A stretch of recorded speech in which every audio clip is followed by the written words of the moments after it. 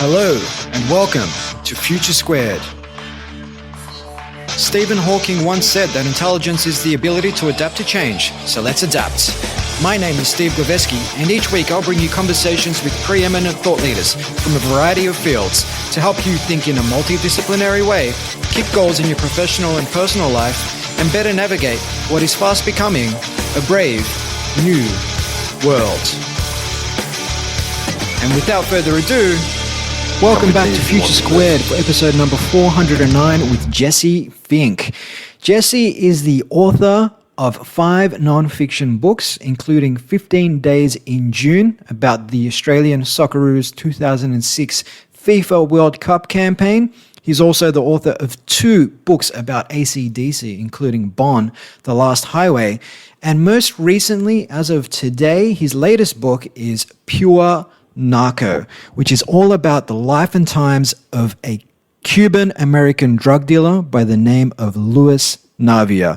I should say cocaine trafficker who spent 25 years evading the authorities and is responsible for an estimated 200 to 300 tons of cocaine trafficked. So this conversation might sound like a departure from the usual fare here on Future Squared, but we will spend the first half of the conversation getting to know Jesse better, how he got into writing, what makes a successful writer, what his creative process looks like. And then we will unpack the life and times of Luis Navia, the Cuban-American cocaine trafficker, because on this show, we typically speak to high performers across different domains to unpack how they got to success. So today we're going to do something different, which is to look at the life of Luis Navia and how he was able to become such a successful cocaine trafficker and how he was able to evade the authorities, as well as many of the nefarious characters that permeate the cocaine industry for so long. It was a fascinating conversation. In fact, the book is a fascinating read and you should definitely head out and get it. I read it in literally 2 days over a lockdown weekend here in Melbourne, Australia. It was a fun read. And yeah, I really enjoyed this conversation. So with that, I'm going to bring you the one and only Jesse Fink. Welcome to the show, Jesse. G'day, mate. How are you?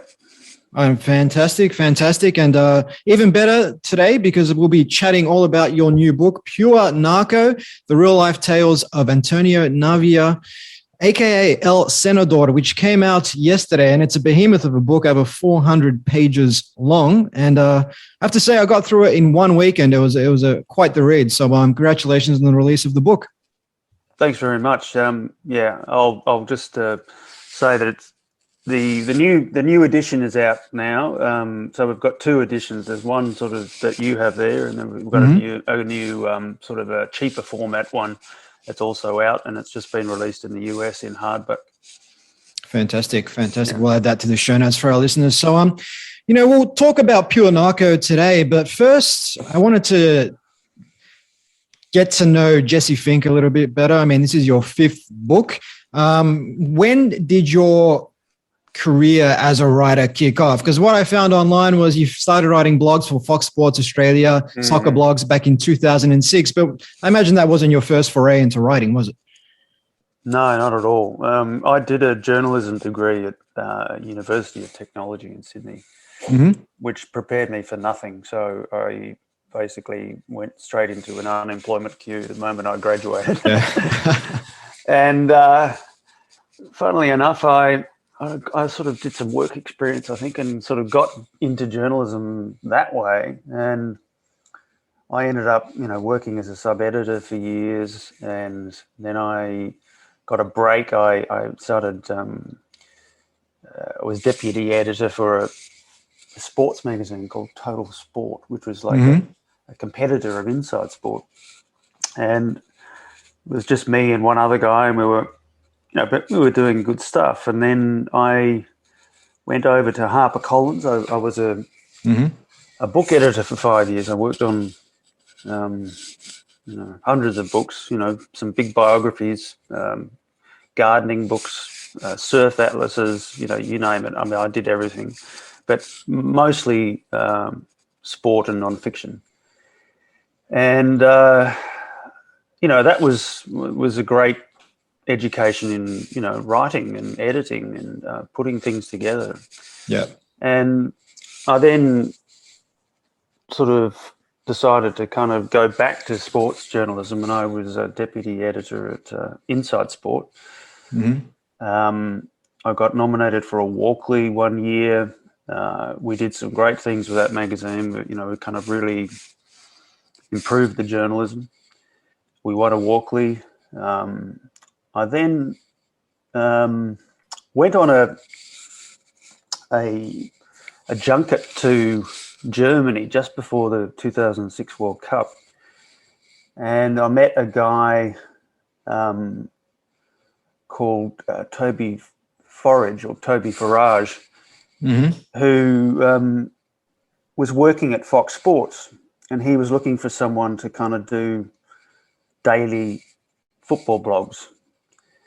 And it sounded like a great job. It was like it was paying really well, and they just needed someone who was opinionated and kind of knew a bit about the sport to kind of start writing these blogs. And so I started writing blogs as under the name Halftime Orange, and they became really popular. And they were sort of generating the most sort of traffic on the Fox Sports site, which is, unusual given that I have no background in football whatsoever. And very little knowledge of it too, by the way. But, it's not, I think the art of blog writing is not necessarily, you have to be the world's greatest expert on things. It's just, what point are you making? What how do you provoke your readers? How do you get them to, want to comment? And it's always, it's about ideas. It's about good writing. And so then I went over to SBS when Toby went over there, and I started writing for the World Game, and I got a much bigger profile doing that. And then, I know this sounds like a terribly long story, but I had a sort of a conflict with the late Les Murray, the doyen of sort of SBS, because he had a terrible sort of conflict of interest as far as I was concerned regarding his role as a editorial supervisor at SBS with his position at FIFA. He was on one of the sort of committees at FIFA, and he was friendly with a lot of people within sort of the FIFA machine. Yeah. And his sort of views on the World Cup bid sort of conflicted with my own. And he was basically sort of putting pressure on me to kind of not say what I wanted to say.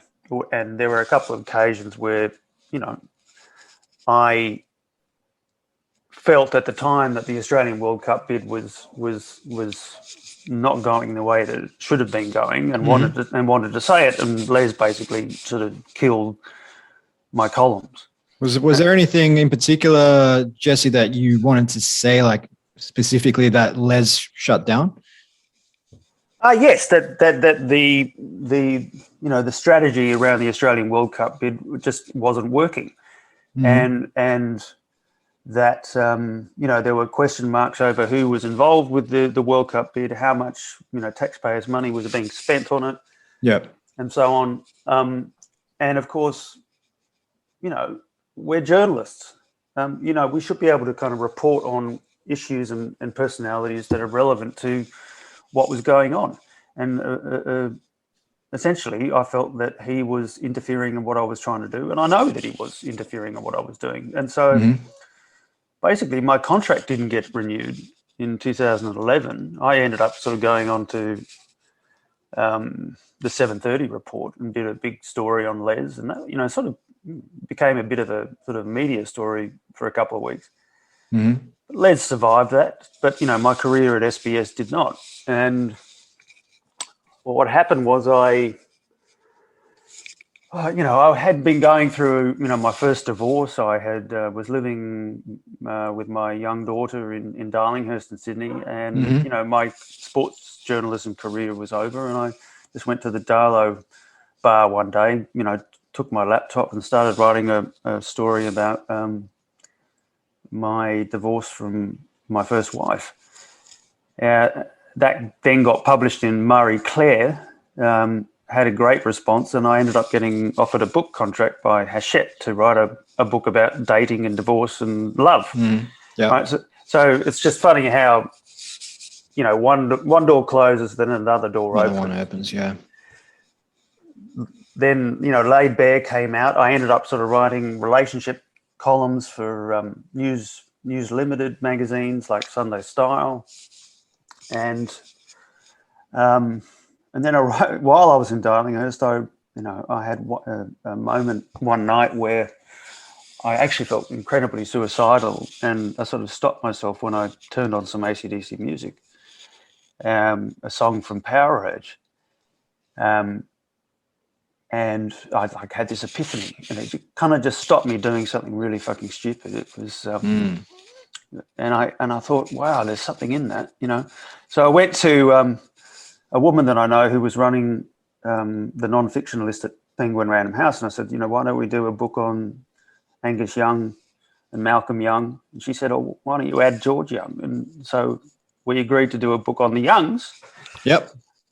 And that came out, and then that was a sort of international success. It sort of was published in 20 countries. And suddenly I was an AC/DC biographer. And then I wrote a book on Bon Scott as my follow-up, which took me 4 years to write. Yep. That again was, very successful. It's come out in, 8-10 countries, and it's actually sold more copies than any of my books. And when I was in Miami, sort of interviewing one of Bon Scott's ex-girlfriends down there, I met some people who got in touch when Bon was eventually published, and they said to me, oh, look, we know this guy, this cocaine trafficker here who would love to write a book, and we think your book's great, and would you talk to him? So we started talking, and then I sort of wrote a book about cocaine trafficking. So you never know. I know that's a long story, but that's how things work. It's kind of like relationships and books. It's like you think everything's over, but suddenly another door opens, and it leads you to something else. And I guess of course. That's the beauty of working in a creative industry. Yeah, and I think it speaks volumes about the nature of luck is really what they say. At the intersection of opportunity and hard work, which effectively the more you do, the more likely you are to have a lucky outcome. The more likely you are to be introduced to someone, for example, Luis Navia, and write a book about cocaine. And like you said, you've done stuff on soccer. I know you wrote that book. Was it 15 days in June? And I was lucky enough to be present at those 15 days back in Germany in 2006. It was a fantastic 15 days, culminating with that loss against Italy at Kaiserslautern, which was devastating. I still remember sitting back on my chair for about an hour after the full-time whistle and just, head in my hands. But, in retrospect, it was an amazing experience. It's funny you mentioned that, because I completely forgot that I wrote that book. But yeah, that was my first book, and I did that when I was at Fox and SBS, and that was an interesting kind of experience for me, because obviously it was my first book, and I was learning. I was also going through my divorce at the time, and physically I was a bit of a wreck. Mentally and physically I was a bit of a wreck. I was very depressed. I was overweight. I wasn't doing any exercise. My life was a bit of a mess. And it's funny, I kind of look at, photos of myself from that time, and I just don't even recognize myself at all. Wow. At all. So it's, it's weird. I guess, your book's a signpost of your own life, and you have ambivalent feelings about some of them. And certainly I have ambivalent feelings about that book because of, the personal story behind it. Yeah. Yeah. It's, speaking of, depression and going through dark times, you did mention that you were suicidal at one point, and then you heard some tunes from AC/DC. I'm a lifelong heavy metal fan, and people oftentimes if they're not metalheads, they think that, people that listen to metal, they're just depressed, they want to kill themselves, they're bad people, this, that, the other.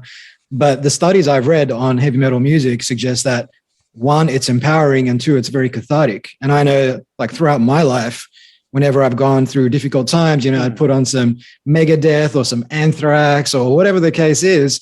And, 5, 10, 15 minutes, what seemed like a really bad state of mind 15 minutes ago, suddenly the edges are taken off somewhat. I mean, it's kind of like perhaps having a glass of alcohol, but perhaps a little bit better for you.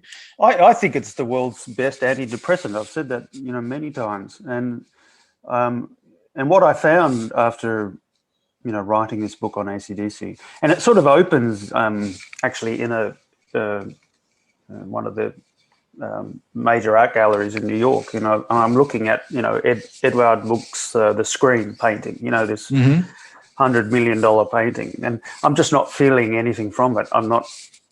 There's nothing resonating with me. And then I walk outside into the, the New York street, put my headphones on, and I put on Back in Black, and it's like, whoa, that's fucking art. But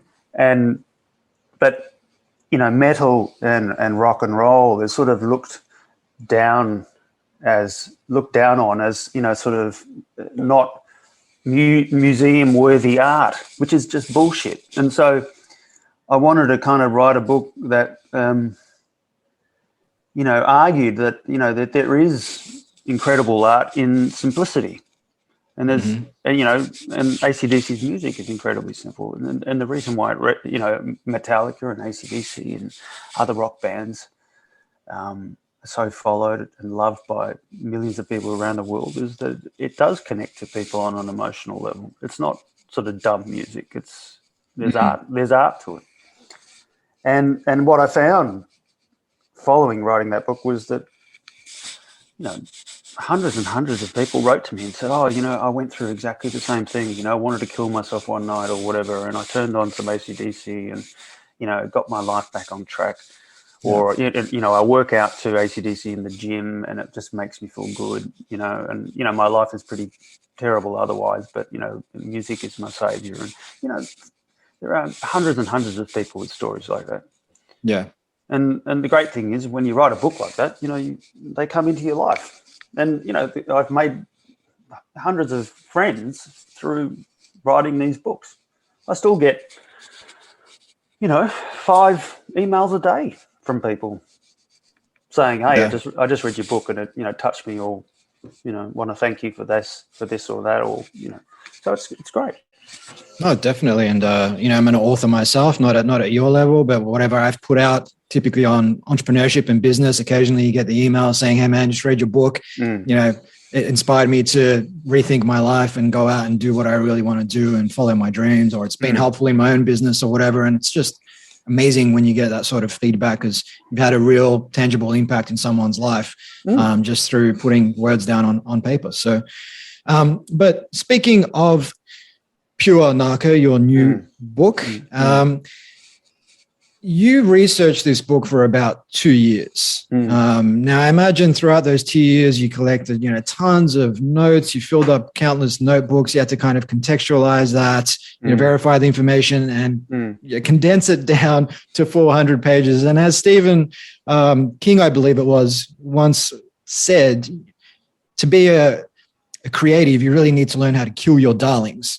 And take all this information and decide what you want to keep and what you just want to throw out. And you probably go through multiple iterations of drafts. And I find that process really, really difficult. I mean, how do you go about, Jesse Fink, when you're writing a book as thick as this, killing your darlings? It's actually thicker than 400 pages. I think it's actually 72 or 5.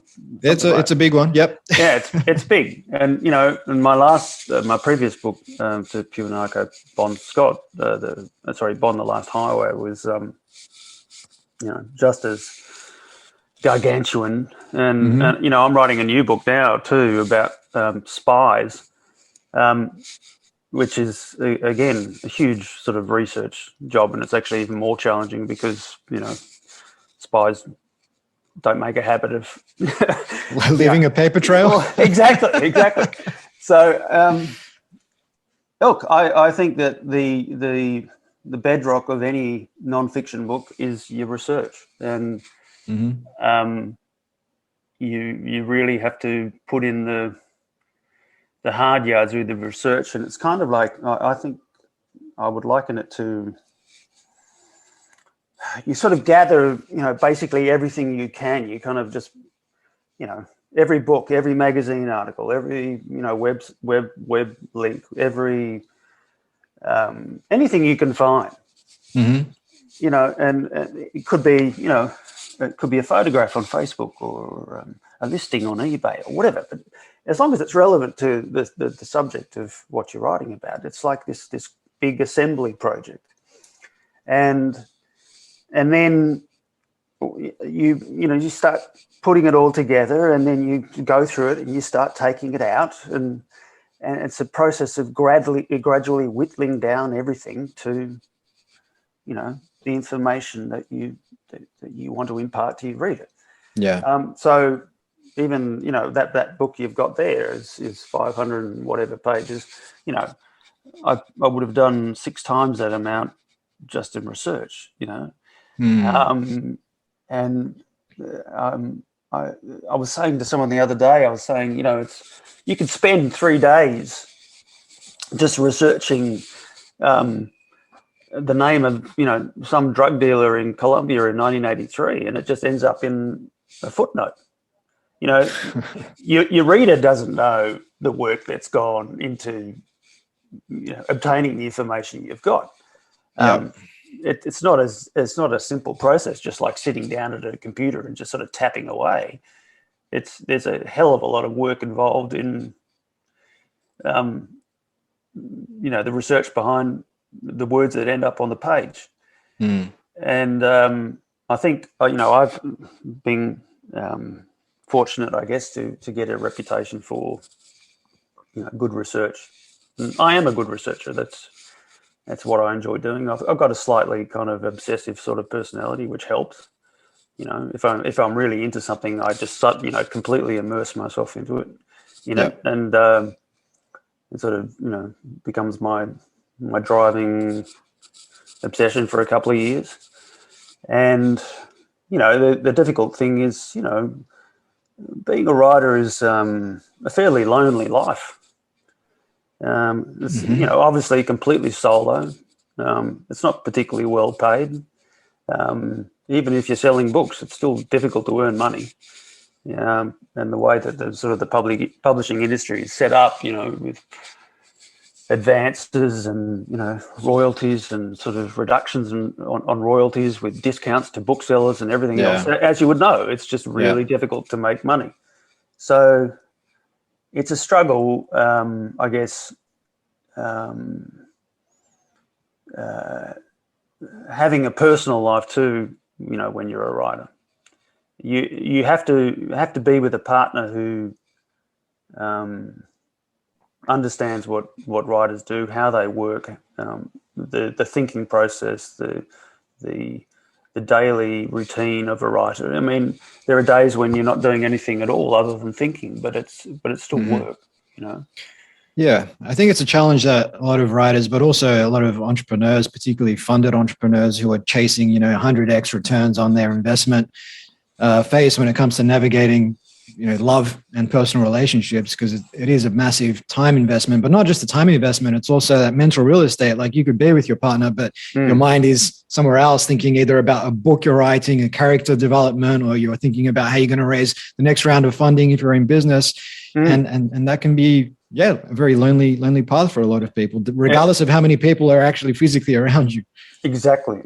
So, I find that it really helps me creatively, mentally, to run every day.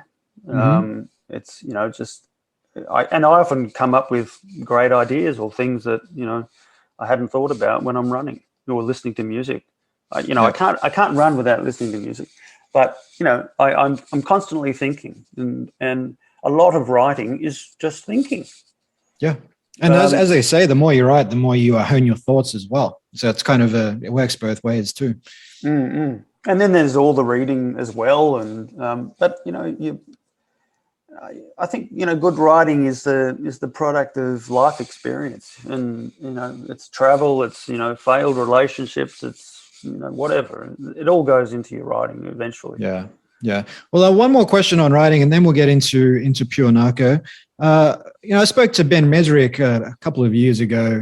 Obviously wrote books like that turned into 21 and The Social Network and whatnot. And he had a couple of productivity hacks which he talked about. So one was to get into flow. He would stop writing in the middle of a sentence, and the next day he would just finish the sentence off and he'd be writing already. So he wouldn't have to kind of get his mind into gear. That was an easy way for him to get into flow. And the other thing he told me was every day he would sit down, he would commit to writing 6 pages a day, regardless of whether it took him 1 hour or 12 hours, 6 pages every single day. And that way he was able to smash out, say, at least the first draft of a book in like a couple of months. Do you have any sort of rituals or routines like that to help you, keep a reasonably high cadence going when you're writing your book? No, okay. I don't. No, because I think if I get a flash of inspiration, then it all suddenly comes out. It's about the muse for you. Yeah, absolutely. And, there are times when, not much is being written on the page at all. And then it can just be this great flurry of activity where you're working, 18, 19-hour days and you're not thinking about doing anything other than writing, Yep. So, yeah, it's interesting. I mean, everyone's got a different process. Of course. I There's guess no one right way. Mine is, take notes. Just take copious notes. Write down everything that comes into your head. Put it in, one Word document or whatever, and you so you never forget about it. But you've got a record of it somewhere, because eventually it'll end up in your book somewhere. Yep. And it'll be used. And if it's not used in that book, it'll end up in some other book, and So, yeah, that's the creative life. Everyone's got a different process. Yep, everyone's got a different process and everyone has a different life. And today we'll be discussing the life of a drug dealer, Luis Navia, who is the subject of Pure Narco. So he was a Cuban-American drug trafficker. He's estimated to have trafficked between, say, 200 and 300 tons of cocaine with a market value of about $10 billion US. Now, funnily enough, I mean, he evaded the authorities for 25 years. He obviously evaded, a lot of people within his circle who perhaps might have been after him. I mean, a lot of his peers ended up suffering very grisly fates. Fascinating character, fascinating story. I mean, you kind of touched on how you came across Luis earlier, but from what I understand, it took you a good 12 months or so to earn his trust to actually go off and write this book. I'd love to understand what happened there and how you went about earning his trust. Well, as I said before, we were kind of introduced by someone that I met in Miami who had a connection to him. And we started chatting on WhatsApp. This was around sort of November 2017. And he told me that essentially that, he had been wanting to kind of write his life story, but, various attempts had been made. A couple of writers had a go at it and just sort of failed. Yeah. And he was getting frustrated by it. And, he said, I've got an amazing life story and, but I'm not going to just hand it over to anyone and I want to protect it. It's, my life rights and la, la, la, la, la. And I said, yes, but, your life rights mean nothing unless you actually produce something. Yeah. No one gives a shit. You got to write a book. And so we started talking and, gradually over a process of months, his guard sort of came down a bit, I wasn't sure when I first started talking to him. I thought, he's just not offering me anything that's going to be of interest to me, and it's just too bloody hard. And obviously he's in Miami, so everything was just sort of done over the phone. And but we sort of made a habit of kind of me having a coffee in the morning, coming out and sitting in the garden in Sydney, and he'd be in a bar in Miami or whatever he was doing at that time, and we would sort of just knock off like an hour, 2 hours, 3 hours of me just starting at the beginning of his life and just gradually going through everything that he did. And eventually we covered 45 years of his life. We say 25 years inside the cartels, but essentially I got down 45 years of his life. And, it was a crazy, sort of remarkable story of a guy who had been born into privilege in Cuba. Unfortunately, because of the Cuban Revolution, or fortunately, he'd moved to the United States in the early 60s with his family. He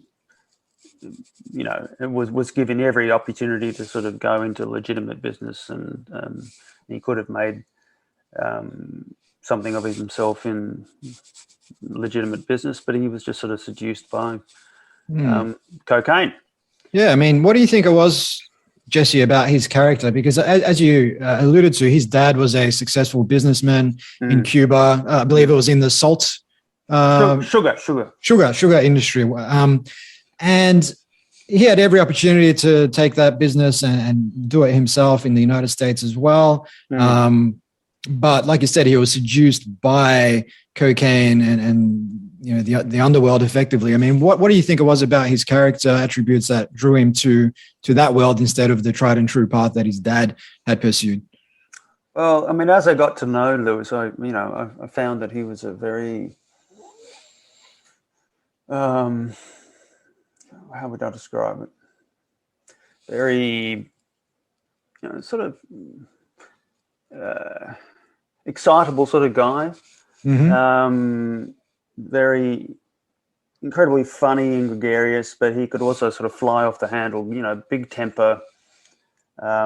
We fought a lot, a lot. Over what? What's an example of you guys fighting over something? Telling me to fucking go to hell and fuck your book and, go fuck yourself, fuck your mother, Fair enough. And then, coming back the next day and saying, I feel really sorry. I'm sorry, for saying that. And that was, over a few things, usually about something to do with, what we were going to reveal in the book, from his personal life. And because my attitude was, if we're going to do this book, there's no point doing it unless you're completely authentic and honest. And a reader is not going to get any emotional resonance from something that is not honest and authentic. So you have to reveal something of you and something of your family in this. And his attitude, I guess, at that time was, I don't need to talk about that. Well, you do, because otherwise, if we don't do it, it's just not going to mean anything to anyone. It's not going to have a human element. We need to see some humility. We need to see some regret. We need to see some pain. And so his natural way of conducting himself and in the culture that he lives in and where he grew up, I guess it's all about sort of bravado and being how rich you are and or showing how rich you are to other people. Where money is more important than other things. Whereas my at least in my personal culture here in Australia, in the family that I grew up in and around my friends, I think they appreciate candor and honesty and humanity. It's a different sort of thing. My value system is completely different to his. So but he grew up in a completely different world, and then he sort of went into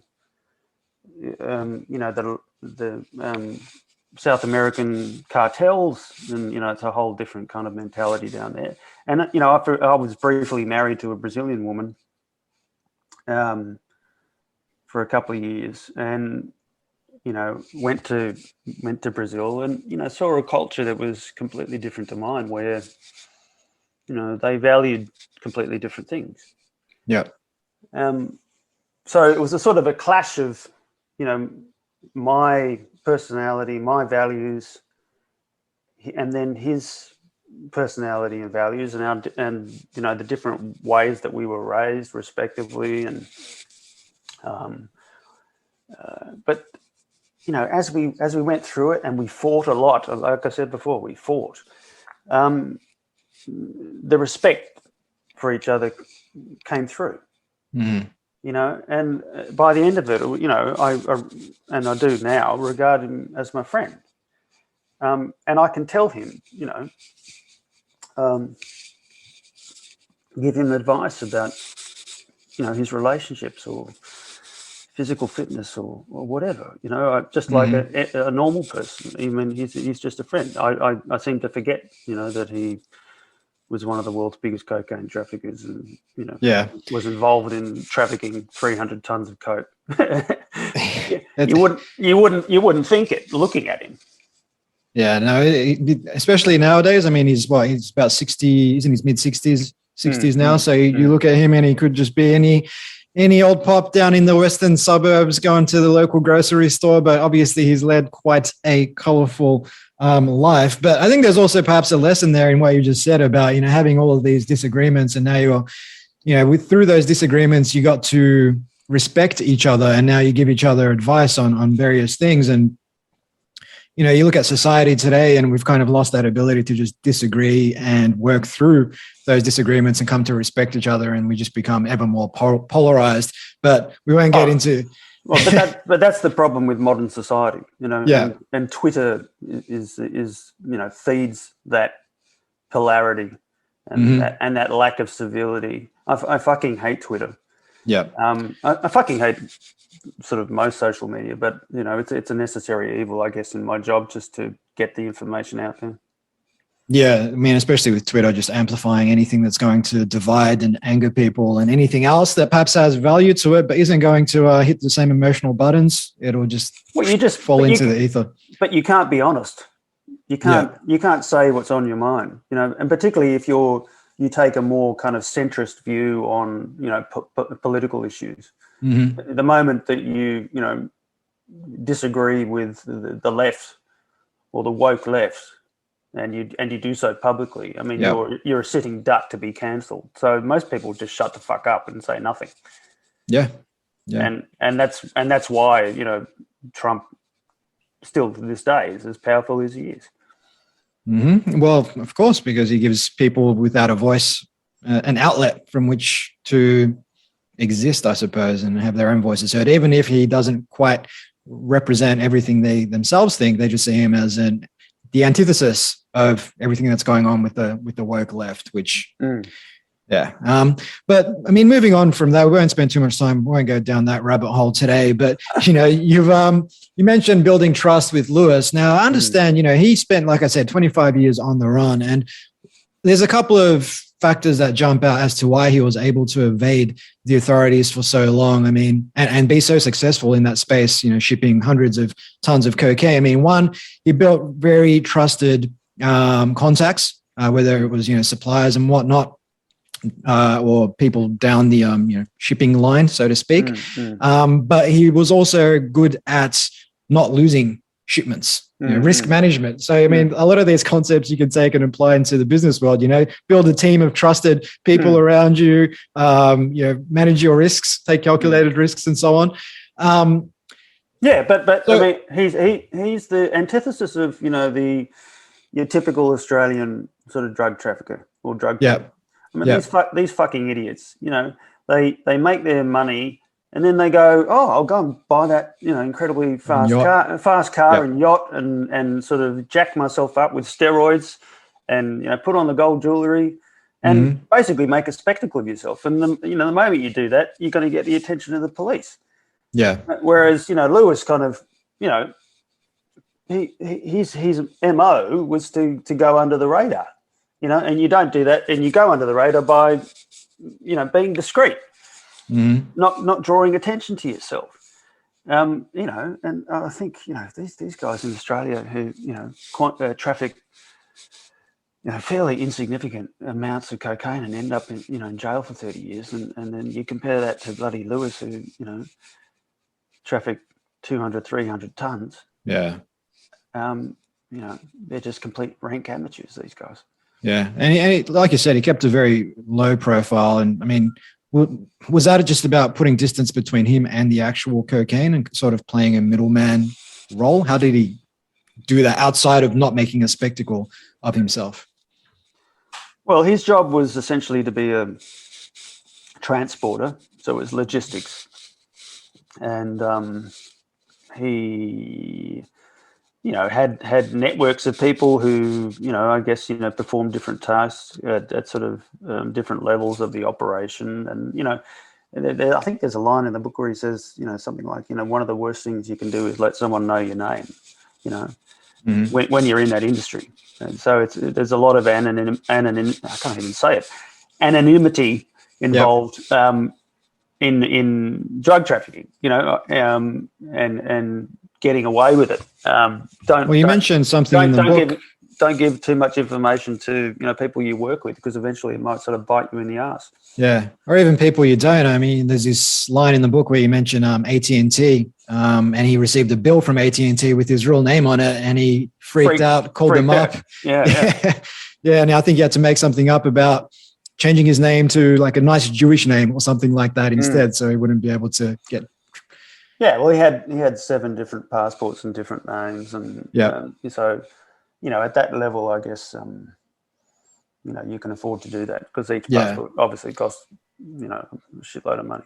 Yeah, and obviously that speaks volumes of the safety concerns around his life. And I mean, writing this book with him and going over to Miami and everything else, did you fear for your own safety? And especially now that the book's out and some of these secrets are out there, I mean, was that ever a concern? Yes, because there was an individual who I won't name, who he had, legitimate, relevant concerns about, who was in jail, who could be seen to have had a personal beef with Luis. And he said, look, yes, we can mention this person, but let's just not say anything that we don't need to say anything about him. Don't describe him in any unnecessary way, other than just giving the information that is required to cover that particular subject. And so, there was like, there were in the first draft, we kind of, Lewis's speaking style is very funny. He kind of just speaks off the cuff. He's got very colourful language. He swears a lot. He was describing one drug trafficker in Colombia as a fucking orangutan or something, and it's funny, but it doesn't need to end up in the book, because whether that person is dead or alive, either he'll get offended or his family will get offended, and then you're putting just a target on your forehead. So yeah. So with Luis, I mean, he did kind of put a little bit of distance between himself and reality in order to navigate that world. And I kind of reminds me of one of Nietzsche's quotes that human beings rationalize in order to orient towards the future. And when it came to trafficking cocaine, Luis kind of downplayed, the downstream consequences, the effects it would have on other people's lives. He downplayed the grisly fate that befell a lot of his colleagues and peers, people being encased in concrete and whatnot. It seemed like he had to do that in order to survive in that world. Yeah, I don't know how he did that, because I couldn't, but his mindset, his mentality is totally different, and he was driven by the pursuit of money. And I guess the pursuit of money blinds people, I guess, to sort of some moral concerns, I guess. I mean, he would have had to have sort of been blinded to some moral concerns to be involved in that industry. And I think it's a thing that he still, I wouldn't say struggles with, but, like when he does interviews, obviously, a question like, do you have remorse for what you were involved in, always comes up. And I guess people want to see a certain level of contrition and remorse, and there should be, but when he answers those questions, I think people are surprised by just how little remorse he has. I think he has remorse for how it affected his family. He does have, I guess, he's cognizant of, that he was involved in a very bad industry and that people have been adversely affected by it, that, families have lost children and people have been killed, because of this industry. But then he might sort of try and explain it away and sort of come up with some sort of false equivalence, like it's no different to, alcohol, or it's no different to the pharmaceutical industry, or it's no different to the US military going in and, droning an Afghan village or whatever, he does do that. And to some degree, he's got a point. But I don't think it explains all of it. Yeah, my view of him and I guess his answers to certain questions is through the book as well. I mean, I do challenge him. How could I not challenge him? Because people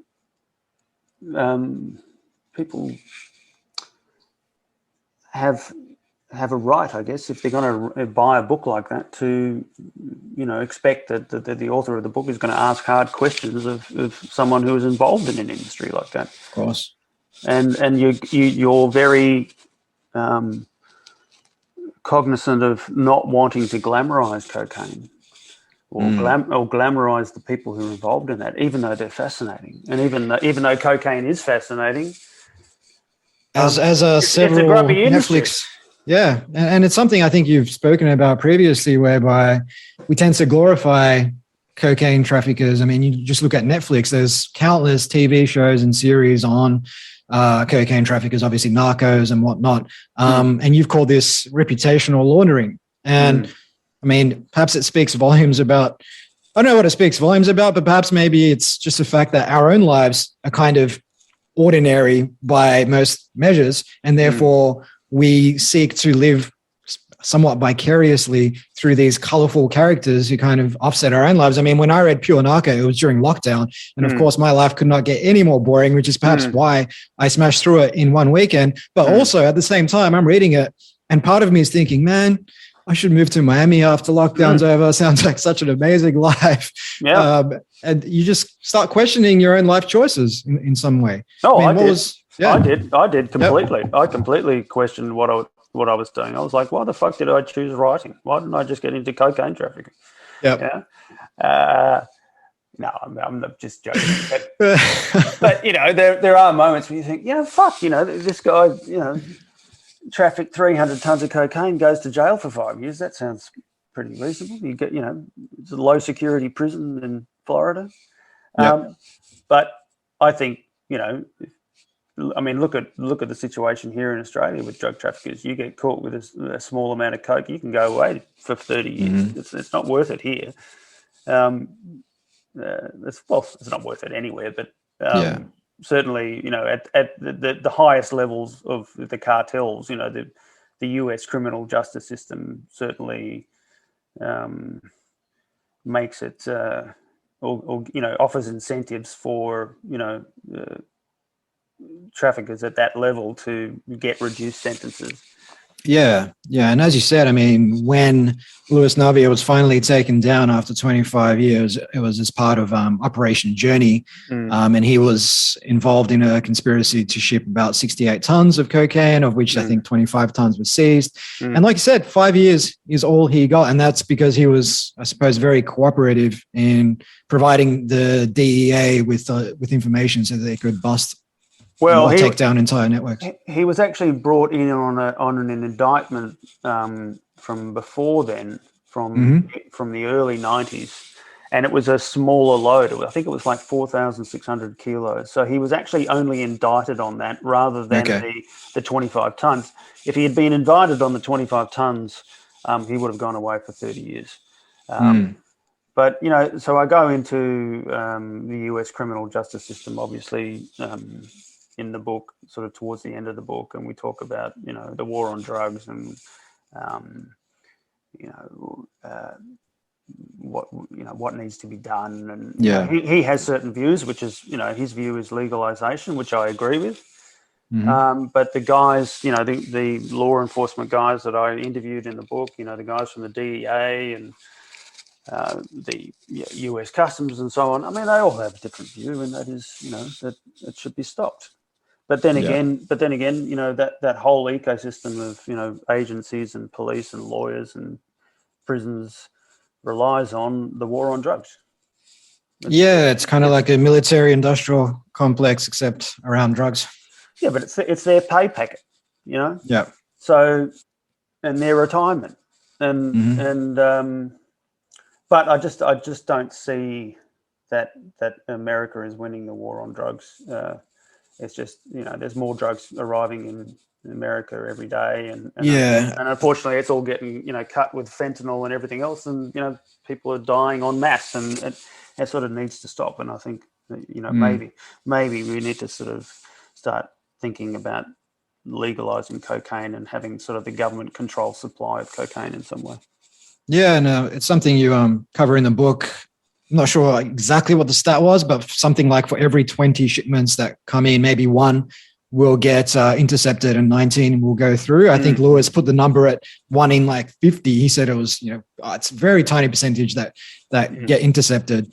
So when we hear these stories of 2 tons of cocaine intercepted, we're not hearing about all of the others that are coming through, and therefore it kind of does make the war on drugs futile. The war on drugs that was first declared by Ronald and Nancy Reagan back in the mid 80s. Here we are almost 40 years later, and it doesn't seem to be getting any easier or any better. And I guess there is a case to be made. I mean, if you look at prohibition back in the late 1920s, when the criminal underworld basically took over the manufacture and distribution of moonshine and everything else, when you legalize it, and if you regulate it properly, you can perhaps do away with the criminal element, but also give people cleaner forms of drugs to use in a safe way. Well, exactly. So I think, Luis says, would you buy, alcohol from someone's bathtub? No, you wouldn't, but you're doing that with your drugs. So if the American government, bought up all the cocaine in South America and there was some sort of form of, access to people who wanted to use cocaine in some form, you've got to remember, it was used as a medicine by pharmaceutical companies, at the end of the end of the 19th century, and not 19th, so the 19th century, in the 1800s, wasn't it? So in the early 20th century, cocaine was legal. I don't have all the answers, but nor does he. But I just think it's a conversation we should be having. Oh, definitely. And you look at, marijuana being legalized in over 20 states in the United States at the moment. For so long, for decades, it was chastised as this bad thing that people do, and if you take it, it's going to ruin your life. And now it's something you can basically, you basically have Uber Eats for cannabis in the United States now, and it's like nothing. And all that media beat up around cannabis, it's in the past now. But it kind of governments, I think, kind of don't give enough credit to the people that vote for them. I mean, if I was living in the United States and marijuana was legal wherever I live, it doesn't mean I'm going to go and buy marijuana. I don't want to smoke. I don't want to smoke marijuana. I'm not interested in it. Yep. We have our own personal agency. We take control of our own decisions, and just because something's legal doesn't mean you're going to use it. Well, that's it. Liquor stores are open 12 hours a day. It doesn't mean you're smashing a bottle of Jack Daniels every day like Lemmy from Motorhead was. Exactly. So, I don't understand, it's like when you go to Aldi and there's, you can only buy alcohol in, aisle 1 and 2. I mean, they're just, treating us like children. Yeah. I mean, what the fuck? Yeah. Why Personal agency. why can't I buy alcohol and pay for it in aisle 5? Why? It's just so stupid. Yeah. No, I couldn't agree more, Jesse, mate. I think we're going to have to bring this one to a close. We're almost out of time. But Pure Narco, the life and times of Luis Navia, one man's true story of 25 years inside the cartels, is out now. People can find that where all good books are sold. I know you're not a big fan of Twitter, mate, but where can people find you on the Twitterverse? It's at Jesse Fink, or you can find me through Facebook or Instagram or LinkedIn, and God knows what else I'm on that. But thanks for the interview, and enjoyed it. Yep, awesome, mate. Thank you so much. Hi, guys. Steve again. I hope you enjoyed this episode. If you'd like to receive a weekly email from me, complete with reflections, books I've been reading, words of wisdom, and access to blogs, ebooks, and more that I'm publishing on a regular basis, just leave your details at futuresquared.xyz/subscribe, and you'll receive the very next one. If you're picking up what I'm putting down, take a minute to like, share, or subscribe on Apple Podcasts, Google Play, Spotify, or wherever you get your podcasts. It goes a long way to giving the podcast the exposure it needs so I can continue bringing you guests and conversations of the highest caliber. You can catch me on Twitter at Steve Glibeski and on Instagram at @TheSteveGlibeski. Until next time. Hasta la vista, baby. This has been a No Filter Media production. Say what you want.